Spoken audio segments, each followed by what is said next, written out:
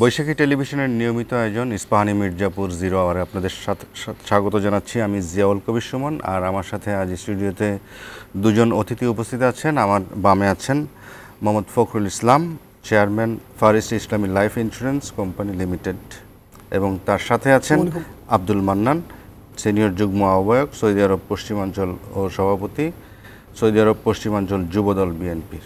আসসালামু আলাইকুম। আপনাদের স্বাগত জানাচ্ছি দুজনকেই। আমাদের আজ বিষয় হচ্ছে জুলাই ও ব্যবসায়ীদের ভূমিকা এবং অন্যান্য প্রসঙ্গ। তো আমরা সেই আলোচনা যাওয়ার আগে বৈশাখী টেলিভিশনে প্রচারিত সর্বশেষ সংবাদ শিরোনামগুলো একবার দেখে আসি। নির্বাচন বানচালের অপচেষ্টা রুখতে সবাইকে ঐক্যবদ্ধ থাকার আহ্বান প্রধান উপদেষ্টার। সুষ্ঠু ভোট আয়োজনে রাজনৈতিক দলগুলোর সহযোগিতা কামনা। ভোটে আস্থা ফেরানোই মূল চ্যালেঞ্জ। খুলনায় নির্বাচন কর্মকর্তাদের সভায় সিইসি 10 আগস্টের মধ্যে পর্যবেক্ষক নিবন্ধনের আবেদন। আনুপাতিক পদ্ধতিতে নির্বাচন মানবে না বিএনপি। নিম্নকক্ষের যে পার্লামেন্ট, সেই পার্লামেন্টে আমরা আনুপাতিক হারে নির্বাচন কথা আমরা চিন্তা করি না। সংস্কার, বিচার ও জুলাই সনদ ঘোষণা ছাড়া নির্বাচন নয়। 24-এর গণঅভ্যুত্থানের স্বীকৃতি দেওয়া থাকবে এবং এই সংবিধানে সকল জাতি ধর্ম সকলের সমান অধিকার নিশ্চিত করা হবে। নির্বাচনের ভয় হারালেই সরকার দানব হয়, মন্তব্য আইন উপদেষ্টার। আগস্টের প্রথম সপ্তাহে ট্রাইব্যুনালে হাসিনার বিরুদ্ধে সাক্ষ্য গ্রহণ শুরু। এবং রাষ্ট্র সংস্কারে জন আকাঙ্ক্ষার প্রতিফলন দেখতে চায় তরুণ রাজনীতিবিদরা। দলের আগে গণতান্ত্রিক প্রতিষ্ঠানগুলো সংস্কারের দাবি। শিরোনামগুলো দেখে নিলাম। আমাদের সাথে থাকার জন্য ধন্যবাদ। আমরা আলোচনায় যাচ্ছি। তো আজকে আমাদের বিষয় হচ্ছে জুলাই ও ব্যবসায়ীদের ভূমিকা এবং অন্যান্য প্রসঙ্গ। তো আমরা শুরুতেই ব্যবসায়ীদের নিয়েই আলোচনা করতে চাই। সেটি হচ্ছে গত এক বছরে, জনাব ফখরুল ইসলাম আপনার কাছে, সেটি হচ্ছে গত জুলাই এবং এই জুলাই। তো জুলাই টু জুলাই একটা ক্রুশিয়াল সময়, একটা গণ অভ্যুত্থান, নতুন দেশ, নতুন করে নতুন যুব সমাজ, ছাত্র সমাজ, তাদের যে গণ অভ্যুত্থানের ফলে একটা নতুন পরিবেশ সৃষ্টি হয়েছে। তো এক বছরে আপনি কি পরিবর্তন দেখেছেন? ধন্যবাদ সম্বন্ধ উপস্থাপককে। প্রথমত যে জুলাই যে অভ্যুত্থান আপনি যেটা বলছেন, আমি একটু পিছনে যেতে চাই। জুলাই অভ্যুত্থানকে শুধুমাত্র জুলাই মাসের মধ্যে সীমাবদ্ধ না করে আমি মনে করি জুলাই অভ্যুত্থানের শুরুটা হচ্ছে গত 16 বছরে। যদি আমরা 16 বছরকে যদি আমরা মূল্যায়নে না নিই, তাহলে জুলাইয়ের সত্যিকার ইতিহাসকে কিন্তু আন্ডারমাইন করা হয়। সেক্ষেত্রে আমি বলবো 16 বছর বা 14 বছর, 15 বছরের তিনটা নির্বাচন। একটা 5 জানুয়ারি নির্বাচন 14 সালে, ভোটারবিহীন নির্বাচন, 18 সালে রাতের ভোটের নির্বাচন, 24-এর আমির নির্বাচন। এই তিনটে নির্বাচন, 13 সালে হেফাজতের শাপলা চত্বরের ঘটনা, এবং যেটাকে সেখানে শত শত লোক শহীদ হয় বলে এটা দাবি করা হয়। এরপরে বিডিআর হত্যাকাণ্ড, মানে আওয়ামী লীগ ক্ষমতা আসার পরপরই যে বিডিআর হত্যাকাণ্ড, বাংলাদেশের নিরাপত্তাকে যিনি বিঘ্ন করে ফেলে। এরপরে গত 15-16 বছরে এদেশের ব্যবসায়ী, ছাত্র, জনতা, সকল স্তরের 18 কোটি মানুষকে যে জিম্মি করে ফেলেছে, তারই বিস্ফোরণ ঘটছে মূলত জুলাইতে। আমরা যেটাকে জুলাই বলছি ব্যবসায়ীদের ভূমিকা, আপনারা দেখছেন এর আগে শেখ হাসিনার পতনের মাত্র 2 দিন আগে এক শ্রেণীর ব্যবসায়ী, কথিত ব্যবসায়ী, তাদের পালিত ব্যবসায়ী যারা লুটপাটের দোষর, তারা বলছে যে তারা শেখ হাসিনা মরে গেলেও কিন্তু তার শেখ হাসিনার থাকবে। তার মানে বুঝলাম না যে তারা কি শেখ হাসিনার সাথে কবরেও কি একাতে যাবে কিনা আমি জানি না। অন্যদিকে তাদের বিরোধী মতের ব্যবসাদের গলা টিপে ধরেছে। যেমন আপনারা জানেন যে বাংলাদেশ তাদের বিরোধী মতের টেলিভিশনগুলো বন্ধ করে দেয়, তাদের বিরোধী মতের পত্রিকা বন্ধ করে দেয়, তাদের বিরোধী মতের ব্যবসায়ীদেরকে যেভাবে নাজেহাল করেছে, হয়রানি করেছে। আমি দু একটা উদাহরণ বলে আপনি বুঝতে পারবেন। আমি এদেশে রিয়েল এস্টেট ব্যবসাতে, আবাসন শিল্পে আমি মনে করি 12-13 সাল পর্যন্ত মানে প্রথম সারির 20 জনের মধ্যে আমি একজন। মেট্রো হোমস লিমিটেড আমার কোম্পানির নাম। সেই প্রতিষ্ঠানগুলো কিন্তু আমাদেরকে মানে পদে পদে বাধাগ্রস্ত শুধু করে নাই, আমাদের বেশিরভাগ প্রজেক্ট দখল করে নেয়। আমাদেরকে 13 সালে হেফাজতের মামলা আমাকে নিয়ে হেফাজতের অর্থ যোগানদাতা বলে ধরে নিয়ে যায়, এবং সেখানে ডিবি ধরে নিয়ে গিয়ে 5 দিন রিমান্ডে রেখে 3 মাস আমাকে জেলে রাখে, এবং সেখানে একবার জামিন হওয়ার পরে আবার জেল কাটতে রিঅ্যারেস্ট করে। এরপরে আমাদেরকে দেশে থাকা আমাদের দুষ্কর হয়ে যায়। এভাবে ব্যবসায়ীদেরকে যেভাবে জিম্মি করে, এরপর আপনারা জানেন আমি যে কোম্পানির পরিচয় দিয়েছেন ফারিস্ট ইসলামী লাইফ ইন্স্যুরেন্স কোম্পানি, বাংলাদেশের 2000 সালে প্রথম এদেশে প্রথম ইসলামী বিমা কোম্পানি আমরাই করি। আমার সাথে আমাদের আরও কয়েকজন বন্ধু সহ আমরা একাত্রে এই কোম্পানিটা করি। 2000 সাল থেকে মাত্র 8 সালের মধ্যে এদেশের শীর্ষ কোম্পানিতে পরিণত হয়। আপনারা জানেন ফার্স্ট জেনারেশন কোম্পানিগুলোকে ডিঙ্গিয়ে শীর্ষ স্থান দখল করে। তখন ফারিস্টের 100 টাকার শেয়ার 6000 টাকা পর্যন্ত, প্রায় 60 গুণ দামে শেয়ার বিক্রি হয়। কিন্তু 9 সালে আওয়ামী লীগ ক্ষমতা আসার সাথে সাথে আমাদেরকে যারা তাদের বিরোধী মতের, আমাকে সহ তারা বোর্ড থেকে বের করে দেয় এবং এভাবে তারা লুটপাট করতে করতে সেই কোম্পানির 4000 কোটি লুটে নেয় এবং সর্বশেষ সালমান রহমান আরেক দরবেশ নামে খ্যাত, তিনি এই কোম্পানি দখল করে নেন এবং 5 আগস্টের পরে আমরা আমাকে টেক ব্যাক করি। আমরা 22 তারিখে যখন সালমান রহমানরা পালিয়ে যায় এবং তাদের দোষরা পালিয়ে যায়, তখন আমরা টেক ব্যাক করি। তার মানে আমাদেরকে তো আমাদের বিরোধী মতের ব্যবসায়ীদেরকে তো এই দেশে ব্যবসা করতে দেয়নি। তখন আমরা অ্যাকচুয়ালি ব্যবসা বাদ দিয়ে আন্দোলনে ছিলাম এবং আমি জেলে ছিলাম। এরপরে আমাকে ঢাকা শহরে 10টা মামলার আসামি করা হয়। আমি জঙ্গি মিছিল করেছি, অথচ পল্টন এলাকা বিএনপি যত মিছিল হলো সব মিছিলে কিন্তু আদার্সের মধ্যে আমাকে ঢুকে দেওয়া হয় এবং এরপরে কোম্পানিগঞ্জ, আমার এলাকা হচ্ছে নোয়াখালী কোম্পানিগঞ্জ, যেটা হচ্ছে ওবায়দুল কাদের এলাকা। ওবায়দুল কাদের মির্জা কাদেরের রোশানালে পড়ে আমি বিদেশ থেকেও কিন্তু মামলার একটা আসামি, অনেকগুলো মামলার আসামি এবং এই মামলাগুলো আমি হাইকোর্টে জামিন নিতে গিয়ে বাংলাদেশের বিচারাঙ্গনকে তারা সেখানে, আমি বলবো এইভাবে যে সেখানে তাদের দলীয় গুন্ডা দ্বারা মানে সব জায়গায় একটা প্রভাব বিস্তারের একটা নিয়ন্ত্রণ করেছে। আপনারা জানেন সেখানে কিন্তু বিচারপতি মানিকের মতো, বিচারপতি সিনহার মতো, এই খায়রুল হকের মতো বিচারপতিদের কিন্তু বিচার আঙ্গকে ভরে ফেলেছে। যখন আমি জামিন নিতে গেলাম, যখন আমাকে মামলার একটা আসামি দিল, আমি বিদেশে ছিলাম, আমি জামিন নিতে এসে হাইকোর্টে বললাম যে আমি ওই দিন বিদেশে ছিলাম, আমি পাসপোর্ট শো করলাম যে আমি দেশে ছিলাম না, আমি শো করলাম এই জন্য যে মিথ্যা, এই ঘটনা মিথ্যা, এটা বোঝানোর জন্য। কিন্তু বিচারপতি তখন আমাকে জামিন দিলেন এই শর্তে যে বলে দিলেন যে not to go abroad without permission of this concern জাজ, এবং হাইকোর্ট বিচারপতি উল্টাটা হলো। আমি দিলাম ওনাকে বোঝানোর জন্য আমি দেশেই ছিলাম না, অতএব আমার মামলার একটা আমার কেমনি আসামি হয়, কিন্তু উল্টাটা হলো। এরপরে যখন আমি নিচের কোর্টে, জজ কোর্টে জামিন নিতে গেলাম, দেখা গেল উনি আমাকে পাসপোর্ট ওনার কাছে রাখতে হবে। এরপর ওনাকে 1 বার 2 বার 3 মাস যাবত আমাকে বিদেশ যাওয়ার পারমিশন দিচ্ছে না, এমনকি ওমরা যাওয়ার জন্য আমাকে পারমিশন দেয়নি। এই বিচার ব্যবস্থা এটা। তাহলে ব্যবসায়ীদেরকে যে পরিমাণ জিম্মি করেছে, তাতে তো এক শ্রেণী ব্যবসা লুটেরা ছিল, আর এক শ্রেণী বিরোধী মতের লোকদেরকে গলা চেপে ধরেছে। আমাদেরকে ব্যবসাগুলো আমাদের মতো এদের সম্ভাবনা, তাদের বিরোধী মতের, শেখ হাসিনার যে ফ্যাসিস্টের বিরোধী মতের ব্যবসাদেরকে তো এদের ব্যবসা করতেই দেয়নি। আচ্ছা, এইগুলো নিয়ে আরও আলোচনা করব। আমি আব্দুল মান্নান আপনার কাছে আসতে চাই। সেটি হচ্ছে বাংলাদেশের বিএমইটি তথ্য মতে বাংলাদেশের প্রায় 1,48,74,578 জন লোক প্রবাসী। তো এর মধ্যে আপনার বিশেষ করে গত 1 বছরে জুলাই টু জুলাই বা 1 অর্থ বছর যদি আমরা বলি, 1 অর্থ বছরে সবচেয়ে বেশি রেকর্ড পরিমাণ রেমিটেন্স কিন্তু প্রবাসীরাই দিয়েছেন। তো আর বাংলাদেশের 30 লাখ লোক সৌদি আরবে থাকে, সর্বোচ্চ সংখ্যক, যেখানে আপনি অবস্থান করছেন, এবং ইউএসএ টোটাল প্রবাসী আয়ের 18% কিন্তু ইউএসএ থেকে আসে। তো এত কথা বলার উদ্দেশ্য হচ্ছে যে জুলাইয়ে এই প্রবাসীরা, তাদের ভূমিকাটা আসলে কেমন ছিল? বিসমিল্লাহির রহমানির রহিম। ধন্যবাদ বৈশাখী টিভিকে আমাকে আপনাদের মধ্যে সুন্দর জায়গায় করে দেওয়ার জন্য, দুটা কথা বলার জন্য, মধ্যপ্রাচ্য প্রবাসীদের পক্ষ থেকে, এবং আমি শানবাগ সোনামণি আংশিক আমার জনগণের পক্ষ থেকে আপনাদেরকে ধন্যবাদ জানাচ্ছি। প্রথমত আমি বলতে চাই, জুলাই প্রবাসীদের যে ভূমিকা ছিল, জুলাই প্রবাসী আগের থেকে যেটা বলে গেছে আমার বড় ভাই, সেটা আমি ওইদিকে যেতে যাচ্ছি না। জুলাই প্রবাসীদের যে ভূমিকা ছিল, সেটা আমরা যদি জুলাইয়ের আগে যে টিভি রেকর্ডগুলি দেখেন, আপনারা অবশ্যই পাবেন। আমরা জুলাইতে পুরো মধ্যপ্রাচ্যের নেতৃত্ব দিয়েছি। এটা যদি বলি তাহলে অবশ্যই এটা দেশবিরোধী হয়ে যায়, তারপর বলতে বাধ্য, সত্য বলতে আমরা বাধ্য। আমরা রেমিডের শাটডাউনের জন্য গত কয়েক বছর যাবৎ পুরো মধ্যপ্রাচ্যে, দুবাই, কাতার, আবুধাবি, লিবিয়া সব সিটিতে আমি এবং আমাদের আন্তর্জাতিক বিষয়ক সম্পাদক আহমদ আলী মুকির সাহেব এবং আমি ওনার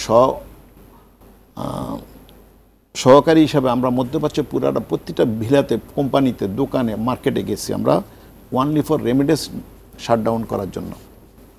আপনারা দেখেছেন জুলাইতে 5 বিলিয়নের নিচে আপনার রেমিডেন্স নেমে গেছে, আমরা শাটডাউন করতে পেরেছি। আমরা প্রত্যেকটা কোম্পানিতে গিয়েছি, ওনাকে বোঝাতে সক্ষম হয়েছি যে স্বৈরাচার আমরা যে টাকা পাঠাচ্ছি সে টাকা তো পাচার হয়ে যাচ্ছে, দেশে থাকতেছে না, তাহলে এই টাকা পাঠিয়ে আমাদের লাভ কী? এখানে আপনি দেখেন ওটা করতে গিয়ে এখনও আমাদের দুবাইতে এখনও আমাদের 53 জন সহকর্মী এখনও 10 বছরের জেল হয়ে গেছে, এখনও 10 বছরের কারাদণ্ড প্রাপ্ত। আমাদের কয়েক হাজার নেতাকর্মী সৌদি আরব এবং দুবাই বিভিন্ন দেশে ওনারা অ্যারেস্ট করছে, যেহেতু এটা রাজতন্ত্র দেশ, ওইখানে গণতান্ত্রিক কোনো অধিকার নাই, আমরা কোনো মিটিং মিছিল করতে পারি না। তবে আমরা সারা বিশ্বকে বুঝাতে পেরেছি মধ্যপ্রাচ্য থেকে যে বাংলাদেশে একটা স্বৈরাচার সরকার উপস্থিত আছে। সেখানে আপনারা এটা কিভাবে করলেন, যেহেতু সেখানে নিষিদ্ধ এসব রাজনৈতিক কার্যকলাপ? দেশের টানে আমরা দেখেন পৃথিবীর যে কোনো জায়গায় থাকি, আমরা দেশের টানে, আমাদের মনটা কোথায় দেশে। আর বিশেষ করে আমি আপনাকে বলি মধ্যপ্রাচ্যে আমাদের 1 কোটি প্রবাসী, আপনার 30 লক্ষ লেখা থাকলো, আমাদের সৌদি আরবে 40 লক্ষ আপ আমাদের প্রবাসী, শুধু ওয়ানলি ফর সৌদি আরব। আমরা মধ্যপ্রাচ্যে আমাদের 1 কোটি প্রবাসী আছে, তার মধ্যে আমাদের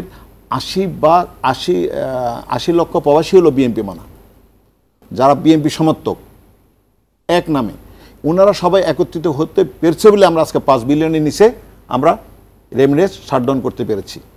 ওটার জন্য আমি এবং আমার নেতাকর্মী আহমদ আলী মুকেশ আমরা কিন্তু অ্যারেস্ট হয়েছে সৌদি আরবে। জাভেদ পাটোয়ারি সৌদি আরবে অ্যাম্বাসেডার ছিলেন, উনি আমাদেরকে অ্যারেস্ট করাইছেন। আমরা 17 মাস সৌদি আরবের বাইরে যেতে পারিনি। এটা আমাদের হাইকমান্ড থেকে বিভিন্ন জায়গায় যায় না, আমরা কিন্তু জেলে হয়েছে, আমাদেরকে বিভিন্ন রকম হয়রানি করাইছে এম্বাসির মাধ্যমে, যেহেতু আমরা কেন এগুলি করতে যাচ্ছি।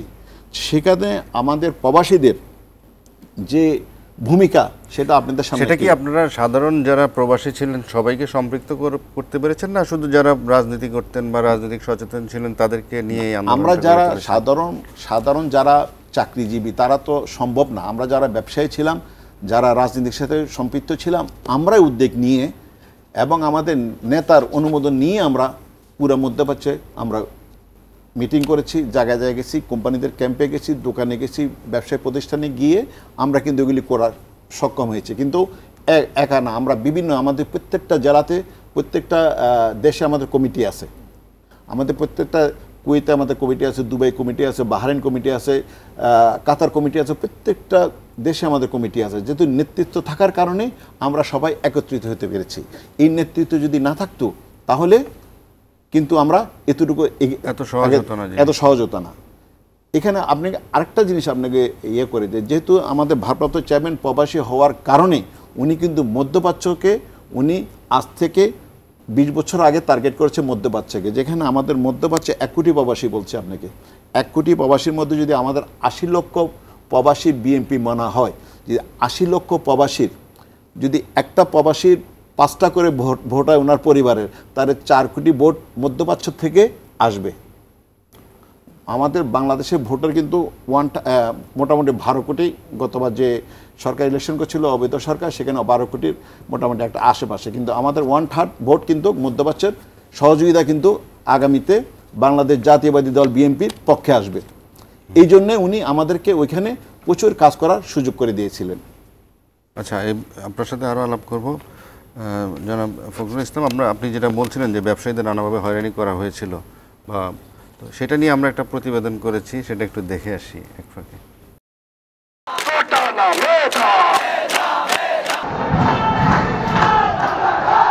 এমন স্লোগান নিয়ে গত বছরের জুলাইয়ের প্রথম সপ্তাহ থেকে শিক্ষার্থীরা ক্যাম্পাস ছেড়ে উত্তাপ ছড়িয়েছিলেন রাজপথে। সরকারি চাকরিতে কোটা প্রথা বাতিলের এই দাবির সঙ্গে একাট্রা হয় দেশের সাধারণ মানুষ।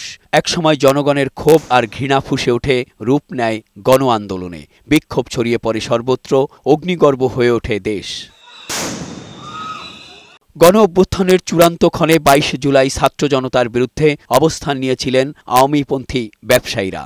ছাত্র আন্দোলনকে ঢাল করে বিএনপি জামাত এদের উদ্দেশ্যই ছিল এদেশের সম্পদ ধ্বংস করা, বঙ্গবন্ধু কন্যাকে হত্যা করা। কারখানাগুলো খুলতে দেন, আমরা মানুষকে রাস্তা থেকে কারখানার ভিতরে নিয়ে আসি।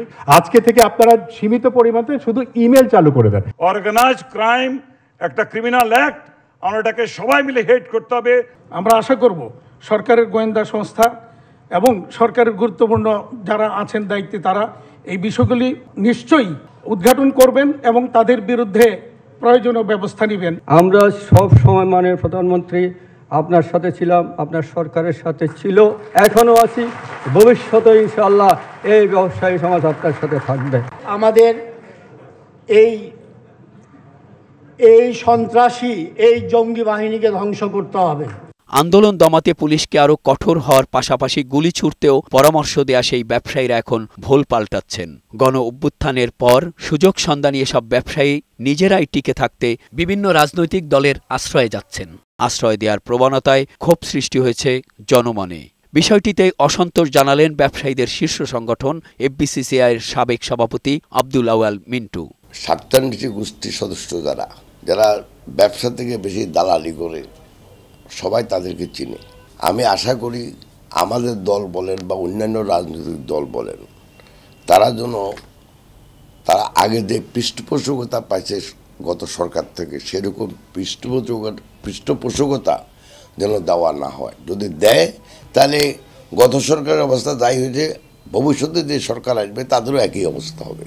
মৃত্যুর পরেও শেখ হাসিনার পাশে থাকার ঘোষণা দেয়া বিতর্কিত ব্যবসায়ীদের আশ্রয় প্রশ্রয় দেয়া জুলাই বিপ্লবের পরিপন্থী বলে মনে করেন দেশের এই বিশিষ্ট ব্যবসায়ী। ব্যবসায়ীদের জন্য নিরপেক্ষ থাকা দরকার, আবার যারা রাষ্ট্র পরিচালনা করেন তাদেরও নিরপেক্ষ ভূমিকা পালন করা উচিত। যেমন আমি ব্যবসাও করি, আবার আমি রাজনীতিতেও জড়িত, বাট আমি এটাকে আবার দুই ভাগে ভাগ করি। আমি রাজনীতি করি কিন্তু কোনোদিন কোনো নির্বাচন করি নাই। রিপোর্টটি আমরা দেখে নিলাম। তো আপনি নিজেও বলছিলেন কিছুক্ষণ আগে যে আপনি কি পরিমাণ আপনারা সেই সময় যারা বিশেষ করে সেই সরকারের যারা বিপরীত মতাদর্শের লোক ছিলেন তারা কিভাবে আপনারা শোষিত হয়েছিলেন, নির্যাতনের শিকার হয়েছিলেন। তো আমাদের প্রতিবেদনে নিশ্চয়ই আপনার সেই বিষয়গুলো উঠে আসছে। তো এই যে ব্যবসায়ীরা একদিকে যেমন সরকারকে সাপোর্ট দিতে গিয়েছে, আবার অন্যদিকে আপনাদের মতো যারা আছেন তারা তো এই সরকারের পদত্যাগে বা সরকারকে একটা চাপে রাখার জন্য তো আপনারা নিশ্চয়ই আপনাদের নানা কর্মসূচি নিয়েছিলেন। তো সেটা কীরকম? প্রথম কথা হচ্ছে এখানে যে আপনি প্রতিবেদন দেখালেন, এর হচ্ছে আপনারা আপনাদের ভাষা যেটা ব্যবসায়ী, আমার ভাষা হচ্ছে এটা এদেশের ক্রিমিনাল সিন্ডিকেট। কারণ হচ্ছে আপনি খেয়াল করেন যে আমি আবাসন ব্যবসায়ী হিসেবে 9 সালের পরে আমাদের রিহাবের কোনো নির্বাচন হয়নি। একদম 9 সালের আওয়ামী লীগ ক্ষমতা আসার পরপরই নসরুল হামিদ বিপু, যিনি বিদ্যুৎ প্রতিমন্ত্রী ছিলেন, তিনি রিহাবকে দখল করে নেন বিনা ভোটে। এবং নির্বাচন ছিল, ডিক্লার নির্বাচন ছিল, আমি একজন প্রার্থী ছিলাম। আমাদের প্যানেল বিজয়ের দ্বার প্রান্তে মাত্র একদিন আগে, ভোটের আগের দিন নির্বাচন এখানে বাতিল ঘোষণা করা হয় এবং বাতিল ঘোষণা সে বিনা ভোটে ওই পদে দখল করে নেয়, রিহাবের প্রেসিডেন্ট পদ বাধ্য করছে এর আগে প্রেসিডেন্টকে পদত্যাগ করে দেয়। এইভাবে ধারাবাহিক আপনি দেখেন যে এফবিসিসিআইতে কোনো নির্বাচন হলো কিনা গত 15 বছরে দেশ যেভাবে দখল করেছে। ব্যবসায়ীদের সিন্ডিকেট, আমি বলছি অপরাধী চক্র, সমস্ত ব্যবসায়ী গোষ্ঠীগুলো এফবিসিসিআই, এরপরে বিজিএমই, বিটিএমই, রিহাব সহ সকল ব্যবসায়ী সংগঠনগুলো দখল করে নিয়েছে। সর্বশেষ 23 সালেও বোধহয় একটা নির্বাচনের উদ্যোগ নিয়েছিল রিহাব, কিন্তু সেটা করে নাই এবং সেটা দখল করেছে। এবং রিহাবের প্রার্থী হওয়ার অপরাধে ডিজিএফআই থেকে তাদের ডেকে নিয়ে হুমকি দেওয়া হয়। তার মানে তখনকার আমাদের দেশের ব্যবসায়ীদেরকে নিয়ন্ত্রণ করতো ডিজিএফআই থেকে। আমাদের দেশের ডিজিএফআই দায়িত্ব হচ্ছে দেশের নিরাপত্তা করা, কিন্তু ব্যবসায়ীদের ধরে নিয়ে টাকা আদায় করা, পিটানো, এগুলো তো গোয়েন্দা বিভাগের কাজ না, কিন্তু তাই করেছে। আপনি দেখবেন যে এখানে দেশে এখন যে ব্যবসায়ীরা যারা অপরাধী তারা পালিয়ে গেছে। যদি তারা অপরাধ করে না থাকে তারা পালালো কেন? আর আমরা যারা এখন দেশে আছি আমরা কিন্তু পালাইনি, আমরা সেখানে লড়াই করেছি করেছি বলে জেলে ছিলাম, লড়াই করেছি বলে আন্দোলনে ছিলাম। আপনি নোয়াখালীর খবর না যে নোয়াখালী অঞ্চলে আমাদের সকল আন্দোলনে, ঢাকার আন্দোলন, ছোট বিভাগের আন্দোলন, নোয়াখালী জেলার আন্দোলন এবং আমাদের উপজেলা স্থানীয় আন্দোলন, সমস্ত আন্দোলনে আমার ওখান থেকে, যেহেতু আমি ব্যবসায়ী, আমার পক্ষে সম্ভব ছিল সেখানে 20টা 30টা 40টা পাস দিয়ে লোকদের নিয়ে যাওয়া। যদি ব্যবসায়ী না হতাম এটা আমার পক্ষে সম্ভব ছিল না, কিন্তু আমরা সেটা চালিয়ে গেছি। সেই আন্দোলনটা সরকার পদরের আমরা ছিলাম। আজকের প্রেক্ষাপটে আমাদের বক্তব্য হচ্ছে আমরা যেই বৈষম্য বিরোধী আন্দোলনের মাধ্যমে সরকারের পতন হয়, আজকে আমাদের মূল বক্তব্য হচ্ছে ব্যবসার জন্য যে পরিবেশ তৈরি করা, এটা খুবই গুরুত্বপূর্ণ। আইনশৃঙ্খলা পরিবেশ যদি ঠিক রাখা না যায় এবং বৈষম্য বিরোধী যে আমাদের স্লোগান দিয়ে আমরা এই দেশকে স্বাধীন করলাম, সেখানে যদি আমরা সঠিক জায়গায় আমরা ডিরেকশন যেতে না পারি, আবারও ব্যবসার অবস্থার পরিবেশটা বিঘ্নিত হবে। পরিবেশ কি এখন নাই বলছেন? আমি বলছি আপনার আজকের অর্থ উপদেষ্টা বলছেন যে দেশের ব্যাংকের 80% টাকা নিয়ে গেছে ওরা এই সিন্ডিকেট চক্র শেখ হাসিনা রেহানার তত্ত্বাবধানে আপনারা জানেন যে দরবেশের তত্ত্বাবধানে 80% টাকা দেশে নিয়ে গেছে বিদেশে, এবং সেটা পুনর্গঠনে উনি বলছেন $35 বিলিয়ন দরকার, যেটা আমাদের দেশের টোটাল রিজার্ভের চেয়েও বেশি। তাহলে সেক্ষেত্রে আজকে যে দেশের 80% টাকা চলে যায়, আমরা ব্যবসা করতেছি। আমি আজকে 1 বছর প্রায় 5 তারিখের পরে 1 বছরের মধ্যে একটা ব্যাংকে আমি আমার ব্যবসার টাকা যখন আমি ব্যবসা করতে পারছিলাম না, সেখানে যে ফিক্সড ডিপোজিট করেছি 11 মাস পর্যন্ত আমি সেই ব্যাংকের পিছনে ঘুরে ঘুরে আমি টাকাটা আদায় করতে পারিনি। আমার টাকা আমি ব্যাংকে ফিক্সড ডিপোজিট করলাম, সেটাকে আমি ব্যাংক দিচ্ছে না আজকে পর্যন্ত। তাহলে আমরা ব্যবসায়ীরা ব্যবসা করবো কী করে? ব্যাংক বেশিরভাগ ব্যাংক ভঙ্গুর অবস্থায়। এবং আমি যে কটা ব্যাংকে ব্যবসা করতাম তারা আমাদেরকে এই 1 বছরে আমাদের একটা টাকাও বিনিয়োগ দেয়নি, বরং উল্টো আমাদের 9% সুদের থেকে তারা এখন এটাকে নিয়ে গেছে 16%, 17%। এবং তারা আমাদের গলা চিপে ধরছে, বারবার খেলাপি করার হুমকি দিচ্ছে। তো যদি ব্যাংকগুলো তারা লুটেরাদের টাকা দিয়ে এখন আমাদেরকে যদি গলা চিপে ধরে, তাহলে ব্যবসা কী করে করবো? আমি মনে করি সরকারের দায়িত্ব হচ্ছে সেই লুটেরাদের টাকা এনে ব্যাংকগুলোকে আবার রেগুলার করা, সচল করা এবং ব্যবসা সচল করা। আমি মনে করি বর্তমান সরকারকে আমি বলবো যে খুব দ্রুত, যত দ্রুত সম্ভব এই কাজগুলো স্টেপ নেওয়া, তাহলে ব্যবসা আরও জটিল ধারণ করবে। আচ্ছা, ধন্যবাদ আপনাকে আব্দুল মান্নান। আপনার কাছে আবারও আসবো। সময় হলো একটা বিরতির। দর্শক মণ্ডলী, সময় হলো একটা বিরতির, সাথে থাকুন, ফিরে আসছি এক্ষুনি।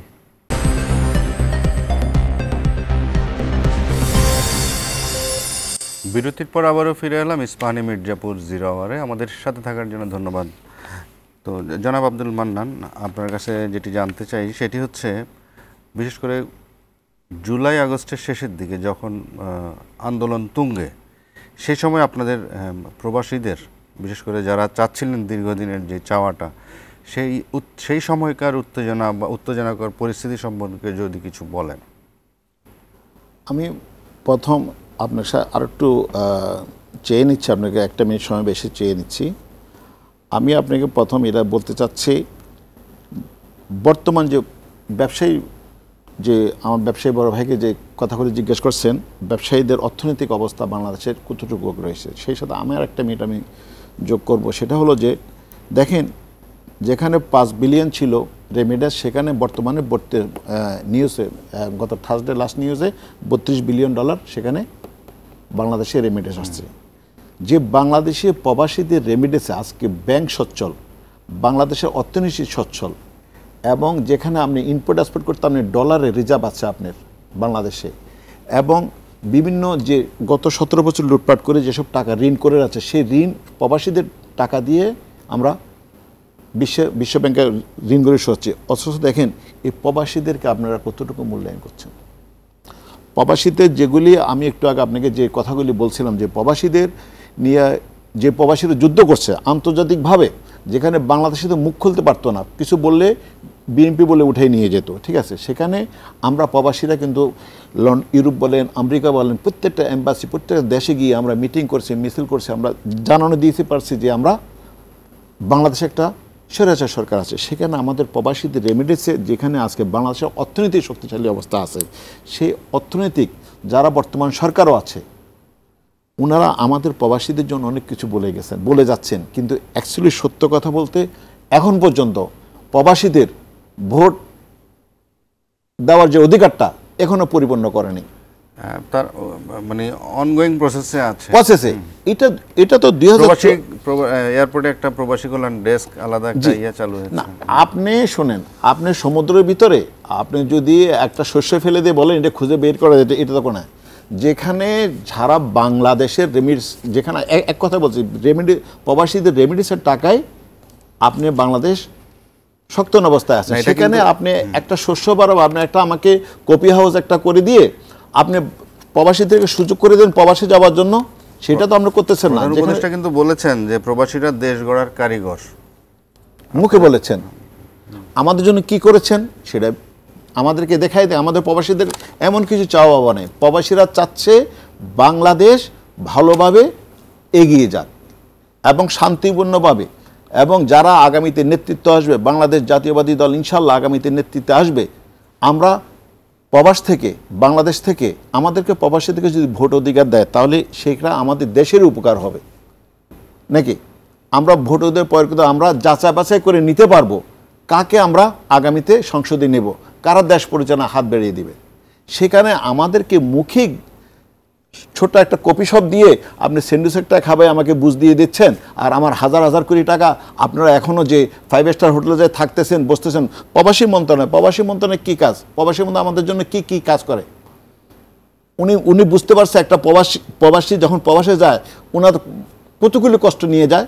উনি বউ বাচ্চা মা বাপ ভাই ব্রাদার সম্পূর্ণ ছেড়ে যখন উদ্যোগ নেয় উনি বিদেশে যাবে, তখন ওনার এই বিদেশে যাওয়ার পিছনে কেউ 6 মাস কেউ 6 বছর ঘুরতে হচ্ছে। আমাদের ওগুলি রাইট করে দিছে ওনারা। ওগুলি রাইট না করে আমাকে কফি হাউস আমি কফি হাউস পর্যন্ত পুষতে পারলেই না আমাকে কফি খাওয়াবেন, আপনি স্যান্ডউইচ খাওয়াবেন। আমি তো কফি হাউস পর্যন্ত আমাকে পুষতে দিতে হবে আমাকে যে প্রথম পাসপোর্ট বানানোর থেকে শুরু করে বিভিন্ন রকম হিসিং এগুলিকে আমাকে সোজা করে দেন, ওগুলি থেকে আমাদেরকে রেহাই করে দেন। তাহলে অবশ্যই বাংলাদেশ প্রবাসীরা একটা কথা আপনি খেয়াল রাখবেন, বাংলাদেশের একমাত্র পৃথিবীর যে কোনো প্রান্তে যাবে ওইখান থেকে টাকা পাঠাতে পারে, একমাত্র বাংলাদেশের পারে, সারা ওয়ার্ল্ডের ভিতরে এখন এটা। ঠিক আছে, ধন্যবাদ আপনাকে। আবার আসবো জনাব ফখরুল ইসলাম। সেটি হচ্ছে এই যে ব্যবসায়ীদের কথা বলছিলেন, তো ব্যবসায়ী সমাজ কেন দলীয় লেজুর বৃত্তির মধ্যে ঢুকে গিয়েছিল আপনার কি মনে হয়? তখন শুধুমাত্র হালুয়া রুটি খাওয়ার জন্য? এটা হচ্ছে যে যখন একটা ফ্যাসিবাদ যখন দীর্ঘায়িত হয় তখন ব্যবসায়ীদের মধ্যে একটা সুবিধাবাদী শ্রেণী আছে যারা মনে করছে যে এই সরকার আর যাবে না, এবং তারা এটা মনে করে তারা নিজেরা নিজেদের আখের গুছানোর জন্য তাদের লাইন ধরেছে। আর ওই যে অপরাধী চক্র তাদেরকে আশ্রয় দিয়েছে, প্রশ্রয় দিয়েছে এবং তাদের মাধ্যমে ভাগ বটরার ভাগ নিয়েছে। এটা হলো আমি মনে করি মূলত। আর যে দেশে নির্বাচন না হলে যা হয়, যেমন ফ্যাসিবাদের জন্ম হয়, ব্যবসার জগতেও কিন্তু ট্রেড বডিতে নির্বাচন না হওয়ার কারণে সেখানে অপরাধী চক্র জন্ম নিয়েছে। আজকে একটা দেশের একটা গ্রুপ কি করে 9টা ব্যাংকের মালিক হয়, এরপর একটা গ্রুপ কি করে অনেকগুলো পত্রিকার মালিক হয়, অনেকটা মিডিয়া সেন্টারের মালিক হয়। এটা হচ্ছে অপরাধী চক্রের এখানে তত্ত্বাবধান চলছে বলে এটা ঘটছে। আমি মনে করি সেখান থেকে যে বৈষম্য বিরোধী আন্দোলনের মাধ্যমে যে অভ্যুত্থান হলো, সে অভ্যুত্থান যদি টিকাতে হয় তাহলে আমি মনে করি সুনির্দিষ্ট হবে যে আজকে সংস্কার, যার জন্য কিন্তু এই আন্দোলন হলো সংস্কার, নির্বাচন এবং বিচার। কোনটার আগে কোনটা পরে তার চেয়ে বড় কথা হলো সবগুলোই দরকার। যদি জনমানুষকে যদি এটা দেখাতে না পারে তাহলে মানুষ আবার এদের উপর হতাশ হবে, এবং আগামী সরকারও কিন্তু বুঝতে হবে যে আজকের যে যুব সমাজ তারুণ্য তার কী চাচ্ছে এটা বুঝতে ব্যর্থ হলে আমি মনে করি আন্দোলনে ব্যর্থ হবে। আজকের যে আমাদের যে আন্দোলনটা, সেখানে আপনি দেখছেন যে যদি গ্রহণযোগ্য একটা নির্বাচন করা না যায় এবং সেখানে জনমানুষের চাহিদা যদি ফুলফিল করা না যায়, তাহলে সেখান থেকে মানুষ মনে করবে যে এক ফ্যাসিবাদের পর আরেকটা ফ্যাসিবাদ আসুক, এটা মানুষ চায় না। এটা আমি মনে করি আমাদের দেশের যারা ফ্যাসিবাদ বিরুদ্ধে আন্দোলন করছে, সেটা বিএনপি বলেন, জামাত বলেন, এরপরে এনসিপি বলেন, বড় দলগুলো তাদেরকে যদি উপলব্ধি করতে ব্যর্থ হয়, নেতৃত্ব যদি যথাযথভাবে জনগণের নেতৃত্বে ব্যর্থ হয়, তাহলে এটা সুফল কিন্তু আবার সেই সন্ত্রাসীরা ফ্যাসিবাদ আবার ব্যাক করবে। আমরা চাই না যে ফ্যাসিবাদ আবার ব্যাক করুক। ব্যবসায়িক কার্যক্রমের যে অবস্থা, যে গতিটা কি ঠিক আছে বলে আপনি মনে করেন? না, মোটেও ঠিক নেই। আমি তো বলেছি যে ব্যাংক টাকা দিতে পারতেছে না, বিনিয়োগ বন্ধ, এলসি করতে পারতেছি না, আমরা সেখানে ইনভেস্টমেন্ট পাচ্ছি না। আজকে 1 বছরে আমি গত 40 বছর ব্যবসা করি। এখন আমি মনে করি যে লেভেলে ব্যবসা করি, কিন্তু আমি ব্যাংক থেকে যদি 1 টাকার ঋণ না পাই তাহলে ব্যবসা কী করে করবো? ব্যাংক টাকা দিচ্ছে না। এবং আমি যেসব ব্যাংকের সাথে গত 40 বছর ব্যবসা করছি, হঠাৎ করে আমি নতুন একটা ব্যাংকে তো আমি জায়গা পাচ্ছি না। এবং যদি আমার যে ব্যাংকগুলো সেগুলো যদি ইসলামী ব্যাংকের মতো বড় ব্যাংক যদি বিনিয়োগ দিতে না পারে, এরপর বাংলাদেশে প্রায় 20-এর অধিক ব্যাংকগুলো বিপর্যস্ত অবস্থা, আপনারা জানেন। এমন অবস্থা আমরা ব্যবসা কী করে করবো? তাতে তো দেশে প্রথমত একটা নির্বাচন দরকার, জরুরি। নির্বাচনের মাধ্যমে একটা নির্বাচিত সরকার আসা দরকার, তাতে মানুষের মধ্যে একটা আস্থা আসবে। যতক্ষণ পর্যন্ত নির্বাচিত সরকার না আসবে তখন ব্যবসায়ীরা বিনিয়োগে এখানে আস্থা পাবে না। এখানে আস্থার সংকট হলো সবচেয়ে বড় সংকট। যদি আমরা আস্থা ফেরত আনতে না পারি, ব্যবসা উঠে দাঁড়াবে না। সেজন্য আমি মনে করি জরুরি ভিত্তিতে যত দ্রুত সম্ভব একটা ফেয়ার নির্বাচনের ব্যবস্থা করা, এটা হচ্ছে ব্যবসায়ীদের মূল বক্তব্য। জনাব আব্দুল মান্নান, যে কর্মসংস্থানের যে বিষয়টা, বিশেষ করে তরুণ সমাজ তাদের যে একটা চাওয়া, কর্মসংস্থানের ক্ষেত্রে কি আমরা খুব উল্লেখযোগ্য তো কোনো কিছু আমরা এখন পর্যন্ত দেখতে পারিনি, সেটা প্রবাসে হোক বা দেশে হোক? আমাদের শহীদ রাষ্ট্রপতি জিয়া রহমান 1976 সনে কুয়েতে প্রথমে প্রবাসীদের জন্য উনি কুয়েত, সৌদি আরব, অন্য অনেকগুলি দেশে উনি প্রবাসীদের কর্মসংস্থা করে দিয়েছে। যখন বাংলাদেশ স্বাধীন হওয়ার পর থেকে, যখন যারাই প্রথম ক্ষমতা ছিল তারা ওই সময় অন দি রেকর্ড মানুষ অনেক দুর্ভিক্ষের অবস্থায় ছিল। তখন আমাদের শহীদ রাষ্ট্রপতি জিয়া রহমান যখন উনি প্রবাসীদের জন্য কর্মসংস্থান করেছে, প্রথম উনি কুয়েতে ৬,০৮৭ জন 1976 সনে উনি প্রথম ফ্লাইট করা। এরপরে সৌদি আরবে যখন উনি গিয়েছিল, তখন সৌদি আরবে সৌদি সরকার তখন বলছিল যে আপনি কি সাহায্য দরকার, যেহেতু আপনি একটা দেশের প্রধান, আপনার দেশের অবস্থা ভালো না। তখন উনি বলছে আমি সাহায্য নিতে এসে নেই, আমাকে আপনি কর্মসংস্থান দেন, আমার কিছু শ্রমিক নেন। তখন থেকে সৌদি আরবে শ্রমিক যাওয়া শুরু, যেখানে আজকে দেখেন 5,000 থেকে 500 থেকে 40 লক্ষ প্রবাসী সৌদি আরবে, কুয়েতে, কাতারে, আবুধাবি, লিবিয়া, মস্কোট, একটা দেশ মধ্যপ্রাচ্য নাই সেখানে যেন প্রবাসী নেই। যেই প্রবাসীরা এখনও মধ্যপ্রাচ্যে, যেহেতু আমাদের একটা ছোট্ট দেশ, 17 কোটি মানুষের বসবাস, হয়তো আমাদের কর্মসংস্থা সেভাবে গত 17 বছর যেভাবে লুটপাট করে নিয়ে গেছে, এখানে আমাদের ফিরে আসতে আরও কমসে কম 50 বছর লাগবে। যেন আমাদের মাথা পিছু অনেক ঋণ রেখে গেছে সাবেক যে স্বৈরাচার সরকার, এগুলি আমাদের যদি এগুলি কেটিয়ে উঠতে হয়, তাহলে আমাদেরকে আরও প্রবাসে রেভিনিউ যোদ্ধা পাঠাতে হবে। কিন্তু আমরা দেখছি যে সবাই, বিশেষ করে সরকার এবং বিভিন্ন রাজনৈতিক দল, তারা সবাই কিন্তু কর্মসংস্থান সৃষ্টি করতে হবে এই ব্যাপারে কিন্তু সবাই মোটামুটি ঐক্যমত, এবং কেউ 1 কোটি, কেউ 3 কোটি। কর্মসংস্থান বিকল্প কিচ্ছু নেই। যদি যুব সমাজ এখন লক্ষ লক্ষ যুব সমাজ এখন বেকার, যেখানে ওনারা কোনো কাজ পাচ্ছে না। এই যে আপনি মনে করেন নোয়াখালীতে আজকে যদি শহীদ রাষ্ট্রপতি জিয়া রহমান খাল খনন করে গেছিল, এরপর আর কেউ খাল খনন করেনি। যদি আজকে যদি জমিতে নেমে যে আমাদের সাধারণ মানুষ কাজ করবে, সেই পরিস্থিতি নাই। পানি জমাট হয়ে দেশের অবস্থা ভয়াবহ, যেখানে 17 বছরের কাজ তো 2-1 মাসে করতে পারবে না। আর যে কোনো দেশের গণতান্ত্রিক সরকার যদি না হয়, তাহলে সেখানে কোনো ভালো ব্যবস্থা হবে না। তাহলে আমাদের একটা অনুরোধ, আজকে একটা আমাদের প্রধান উপদেষ্টা আজকে একটা সুন্দর নিউজ বলে গেছে, সেটা নিয়ে আমরা আরো আলোচনা করব। আমরা আরেকটা বিরতির সময় হলো। দর্শক মণ্ডলী, সময় হলো আরেকটা বিরতির, সাথেই থাকুন, ফিরে আসছি এক্ষুনি।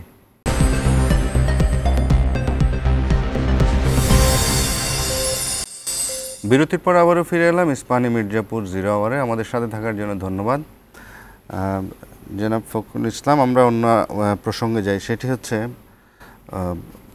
প্রধান উপদেষ্টা শনিবার গেল যেদিন, সেখানে 14টি রাজনৈতিক দলের সাথে বৈঠক করেছেন। তো সেখান থেকে একটি বিষয় উঠে এসেছে, সেটি হচ্ছে 4-5 দিনের মধ্যে নির্বাচনের একটি তারিখ ঘোষণা করবেন প্রধান উপদেষ্টা। আমরা যতটুকু জানি যে আপনি নোয়াখালী 5 থেকে নির্বাচনের একটা আশা ব্যক্ত করে রয়েছেন, তো একজন প্রার্থী হিসেবে আপনি সেটা কিভাবে দেখছেন? প্রথমত ধন্যবাদ আপনাকে। আমি নোয়াখালী 5-এর জনগণের পক্ষ থেকে প্রধান উপদেষ্টাকে অভিনন্দন জানাই। অনেক অস্থিরতা আছে এখন, সাম্প্রতিক যে অস্থিরতা, বিশেষ করে আজকেই বলেছে প্রধান উপদেষ্টা গণ্ডগোল লাগিয়ে নির্বাচনের আয়োজনকে ভণ্ডুল করার চেষ্টা বলছে। প্রধান উপদেষ্টা যখন এটা বলে, তো আমাদের আতঙ্কিত হওয়া ছাড়া কোনো উপায় থাকে না। আজকে এর সাথে সাথে উনি যখন বলছে পাশাপাশি উনি 4-5 দিনের মধ্যে নির্বাচনের শিডিউল দেবেন, তাতে আমাদের পক্ষ থেকে অবশ্যই অভিনন্দন জানাই, এবং লোকদের মধ্যে একটা আস্থার সংকট কেটে উঠবে আশা করি, এবং মানুষ আবার নির্বাচনের ট্রেন্ডে উঠে যাবে। যদি নির্বাচনের ট্রেন্ডে উঠে যায়, আশা করা যায় কিন্তু অস্থিরতা কমে যাবে এবং অনিশ্চয়তা কমে যাবে। আজকের যে আপনি দেখছেন গত সপ্তাহ মানুষের মধ্যে যে অস্থিরতা, সেটা হচ্ছে মাইলস্টোন স্কুলের যে প্লেন ক্রাশ, দুঃখজনক ঘটনা। আমরা এটার জন্য গভীর সমবেদনা জানাই এবং তাদের আমাদের যে ছোট বাচ্চাদের আত্মার মাগফিরাত কামনা করি। সাথে সাথে মাইলস্টোন কলেজে প্লেন ক্রাশ হলো, কিন্তু সেখানে গেলেন সমবেদনা জানাতে 2 জন উপদেষ্টা। আমরা যেখানে 2 জন উপদেষ্টাকে 9 ঘন্টা অবরুদ্ধ করে রাখে, তাহলে যেই উপদেষ্টা তারা পদত্যাগ চাইলেও সেই উপদেষ্টা তখন অবরুদ্ধ আছে, তাহলে সচিবালয় কোনো আক্রান্ত হলো। আমি ফরেস্টের, আমার অফিসটা হচ্ছে তোপখানা রোডে, সচিবালয় একদম পাশে। আমি 17 তলা অফিস করি। সেখান থেকে আমি যা দেখলাম, সেখানে যে পরিমাণ উচ্ছৃঙ্খলতা, সেখানে পুলিশের উপর আক্রমণ, সেনাবাহিনীর উপর আক্রমণ, এবং সেখানে কারা করছে এটা সরকারকে বুঝতে হবে, আমাদের সকলকে বুঝতে হবে, রাজনৈতিক নেতৃত্বকে অনুধাবন করতে হবে কারা এগুলো গণ্ডগোল পাকাচ্ছে। আজকে প্রধান উপদেষ্টার ভাষায় যারা নির্বাচন মণ্ডল করতে চায়, তাদের সেই সুযোগ তো আমরা করে দিতে পারি না। আজকে আমি বলি যে বৈষম্য বিরোধী, বিশেষ করে 24-এর আন্দোলনের যারা স্টেক হোল্ডার, তাদের ঐক্য অত্যন্ত জরুরি। এসবের মধ্যে কি আপনি কোনো ষড়যন্ত্রের আমরা দেখছি, কারণ আপনি দেখছেন, আপনি তো মিডিয়া বলছে গত 3-4 দিনের যে মিডিয়া বলছে, সেখানে কারা সেখানে এটা অর্গানাইজ করেছে, এবং সেখানে যে আওয়ামী লীগ তাদের নিজস্ব গ্রুপ মেসেঞ্জারে মিটিং করেছে, মিটিং করে সেখানে তারা লোক পাঠিয়েছে, এবং তারা সরকারকে ব্যর্থ করতে চায়, তারা নির্বাচনকে পণ্ড করতে চায় এবং নির্বাচন পণ্ড করেই তারা ঘোলাপাড়িতে মাছ শিকার করতে চায়। আজকে আমরা যারা সে আন্দোলন করেছি 16 বছর, আমাদের ত্যাগ তিতিক্ষা, আমরা ঘরে থাকতে পারি নাই, এরপরে আমাদের নেতাকর্মীরা হাজার হাজার নেতাকর্মী জঙ্গলে ছিল, এরপরে মশা কামড়ে ছিল অথবা জেলে ছিল এবং আমাদেরকে প্রতিদিনই প্রায় কোর্টে হাজিরা দিতে হতো। আমার ঢাকাতে আমার 10টা মামলা, আমার নোয়াখালীতে আমার ওখানে আমার 8টা মামলা, সেখানে আমাকে সপ্তাহে প্রতিদিনই প্রায় 4 দিন আমাকে কোর্টে থাকতে হয়। তাহলে আমি ব্যবসা করব কোথায়? সেক্ষেত্রে আমি মনে করি এসব ক্ষেত্রে কিন্তু এই অস্থিরতা দূর করার জন্য রাজনৈতিক নেতৃবৃন্দ এবং সরকারকে এগিয়ে আসতে হবে। আর সরকারও কিন্তু মাঝে মাঝে ক্রাইসিসে পড়লে রাজনৈতিক নেতৃবৃন্দ ডাকে কেন? উনি স্বাভাবিক সময় ডাকে না, যখন বিপদে পড়ে তখন রাজনৈতিক দলগুলো ডাকে, কিন্তু স্বাভাবিক সময় ডাকে না, খেয়াল করেন নাই। সেখানে আমি বলি নেতৃবৃন্দের যেমন এখানে ঐক্যের জন্য জরুরি, ঐক্যবদ্ধ করার জন্য ওনাদের দায়িত্ববোধ থেকে ওনাদের দায়িত্ব নিতে হবে রাজনৈতিক নেতৃত্বকে। একটা দেশ, একটা রাজনৈতিক দল কিন্তু দেশকে বিশৃঙ্খলা নিতে পারে এবং এখানে শৃঙ্খলা আনতে পারে। আমি মনে করি আজকে 3টা বড় দল, বিএনপি, জামাত এবং এনসিপি সহ এছাড়া আরও যে সমস্ত দলগুলো আছে সকলেরই দায়িত্ব রয়েছে। বিশেষ করে সরকারেরই উদ্যোগ নেওয়া উচিত বারবার এখানে ঐক্য ঠিক রাখা। নির্বাচনের প্রশ্নে আমরা এক জায়গায় করব, প্রতিযোগিতা থাকবে, কিন্তু আমাদের মধ্যে মনে রাখতে হবে যে আমাদের প্রতিযোগিতা যাতে সেখানে হানাহানিতে রূপ না নেয় এবং সেখানে যাতে এই সুযোগটা যাতে স্বৈরাচারের দোসররা ফ্যাসিবাদ যাতে এখানে সুযোগ নিতে না পারে।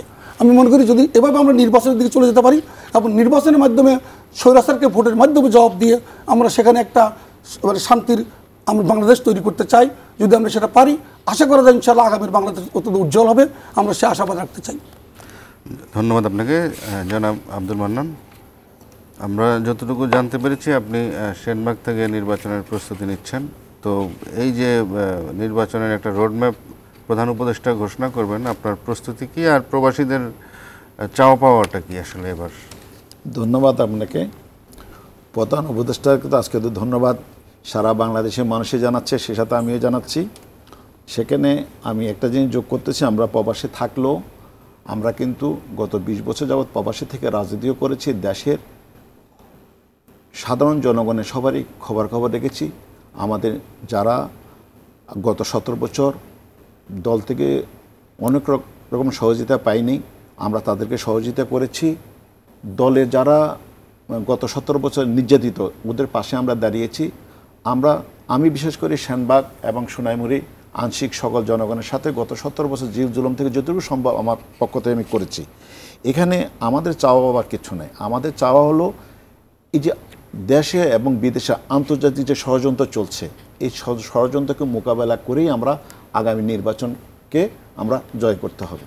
কেন নির্বাচন ছাড়া আমাদের কোনো উপায় নেই। নিরপেক্ষ এবং সুষ্ঠু নির্বাচন, নিরপেক্ষ এবং সুষ্ঠু নির্বাচন, সর্বোচ্চ এবার নাকি সর্বোচ্চ ভোটার যাতে ভোট দিতে পারে, সর্বোচ্চ ভোট দিবে যদি ইনশাআল্লাহ নিরপেক্ষ এবং সুষ্ঠু নির্বাচনের মাধ্যমে দিয়ে। যেখানে যদি সুষ্ঠু নির্বাচনের মাধ্যমে যদি ইনশাআল্লাহ নির্বাচন হয়, আমি মনে করি বাংলাদেশ জাতীয়বাদী দল 220 থেকে 260 সিট পর্যন্ত ওনারা ইনশাআল্লাহ পাবে।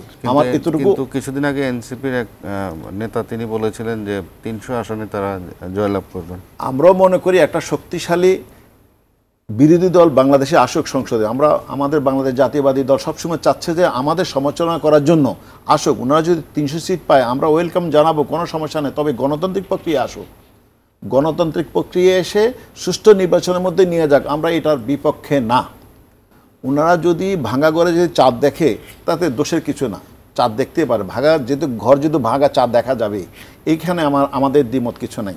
তবে আমরা যেটা বাংলাদেশের সাধারণ মানুষ দেশে এবং বিদেশে যারাই আছি, আমরা প্রবাস থেকেও যারা দেশকে সহযোগিতা করছি, দেশের জনগণকে সহযোগিতা করছি এবং দেশে থেকেও যারা সহযোগিতা করছে, আমরা সবাই ঐক্যবদ্ধভাবে ইনশাল্লাহ আগামী নির্বাচনের এই ষড়যন্ত্র, যে দেশে বিদেশে ষড়যন্ত্র, আমরা এটার ঊর্ধ্বে থেকে আমরা ইনশাল্লাহ কাজ করব।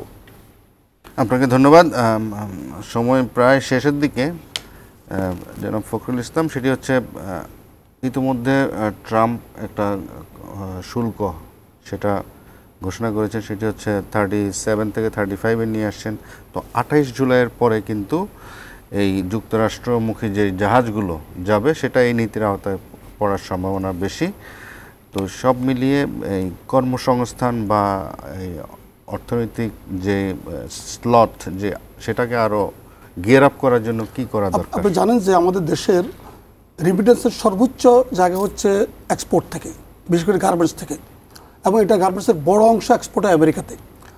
যদি আমাদের সরকার যদি কূটনৈতিকভাবে এটা সলভ করতে না পারে, এটা হচ্ছে সরকারের বড় ব্যর্থতা। আমরা এতদিন যেটা ভাবছিলাম যে আমাদের সরকার প্রধান ডক্টর ইউনূস সাহেবের সাথে গভীর সম্পর্ক আছে আমেরিকার সাথে, আমরা এখনও আশাবাদী যে উনি দ্রুত এটা উদ্যোগ নিয়ে এটা সলভ করবেন, না হলে আমাদের জন্য অনেক বিপর্যয় আরও বাড়বে এবং সেখানে সংকট আরও বাড়বে। এক্ষেত্রে আবারও আমি বলবো নির্বাচিত সরকার না আসা পর্যন্ত এই সংকট মোকাবেলা চূড়ান্ত পর্যায়ে মোকাবেলা করা কঠিন হয়ে যাবে। এই জন্য আমি মনে করব ব্যবসায়ীরা কি বিনিয়োগ করতে সাহস পাচ্ছেন না? আমরা এখন পর্যন্ত এখানে বিনিয়োগ খুবই স্থবির অবস্থায়। ব্যবসায়ীরা নির্বাচিত সরকার ছাড়া বিনিয়োগ করবে না। যে কোনো সময় অনিশ্চিত এবং ইন্টারিম গভর্নমেন্টের মানে ব্যবসায়ীরা পরিস্থিতি অবজার্ভ করে, তারা বিনিয়োগ করতে চায় না। তারা চায় যে একটা স্থিতিশীল সরকার। তার মানে আমি বুঝাতে চাই নির্বাচিত সরকার আসলে আমি মনে করি এই পরিস্থিতির পরিবর্তন ঘটে যাবে এবং আমেরিকার সাথে যে কূটনৈতিক সফলতার মাধ্যমে এই পরিস্থিতি এখানে মোকাবেলা করতে হবে। তা না হলে আমাদের পাশের দেশের ভারতের উপর ট্যাক্স একরকম, আমাদের উপর ট্যাক্স একরকম, তাহলে কি আমাদের আমেরিকান ট্রাম্প প্রশ্ন আমাদের ক্ষুব্ধ? নিশ্চয়ই না। যদি সেটা না হয় তাহলে আমাদেরকে এটা প্রমাণ করতে হবে যে সেখানে আমাদের কূটনৈতিক সফলতার মাধ্যমে এটাকে এখানে সলভ করতে হবে। তাহলে আসলে আমাদের গার্মেন্টস শিল্প বিপর্যয়ের মধ্যে পড়বে আমি মনে করি। আপনাকে ধন্যবাদ। আর সর্বশেষ মিনিট জনাব আব্দুল মান্নান, এই যে প্রবাসীরা যেই তাদের যে আশা প্রত্যাশা, সেটা সংক্ষেপে যদি বলেন যে কি করলে তাদের এই শর্ট টাইমের মধ্যে তাদেরকে অ্যাকোমোডেট করা যায়? প্রবাসীদেরকে আমি মনে করি আগামী 10 বছর প্রবাসীদেরকে প্রবাসে যাওয়ার সুযোগ করে দিতে হবে, একদম স্বল্প খরচের মধ্যে, অল্প খরচের মধ্যে প্রবাসীদেরকে যাওয়ার সুযোগ করে জটিলতাবিহীন পাসপোর্ট বানানো থেকে শুরু করে এয়ারপোর্ট পর্যন্ত, বিদেশ যাওয়া পর্যন্ত। প্রবাসে মধ্যপ্রাচ্যে আমার আজকে 40 বছর অভিজ্ঞতা আপনাকে বলি, মধ্যপ্রাচ্যে এখনও যদি 40 লক্ষ 1 কোটি প্রবাসী না, আরও যদি 5 কোটি প্রবাসী যায় তাও এটা কম হবে। যে বিশ্বের অন্যান্য দেশ এই শ্রমবাজারটা কিন্তু দখল করতে, আমাদের প্রবাসী মন্ত্রণালয় কোনো কাজ করছে না। আমাদের প্রশিক্ষণের মাধ্যমে যদি তাদেরকে পাঠানো যায় অবশ্যই আমাদের স্কিল লেবারের খুব প্রয়োজন। যেমন একজন ক্লিনার যদি 1000 রিয়াল বেতনে যাচ্ছে, একজন টেকনিশিয়ান সে 3000, তার বেতন হচ্ছে 1 লক্ষ টাকা, আর একজন ক্লিনার যাচ্ছে মাত্র 30,000 টাকা বেতন। তাহলে আমার কি দরকার, আমি 500 ক্লিনার না পাঠিয়ে আমি কিন্তু যদি 100 টেকনিশিয়ান পাঠাই তাহলে আমার অনেক, তাহলে এগুলি কে করতে হবে? এগুলি করতে পারবে একমাত্র প্রবাসীরা, যারা প্রবাসীতে 25 বছর 30 বছর অভিজ্ঞতা নিয়ে দেশে আসতেছে।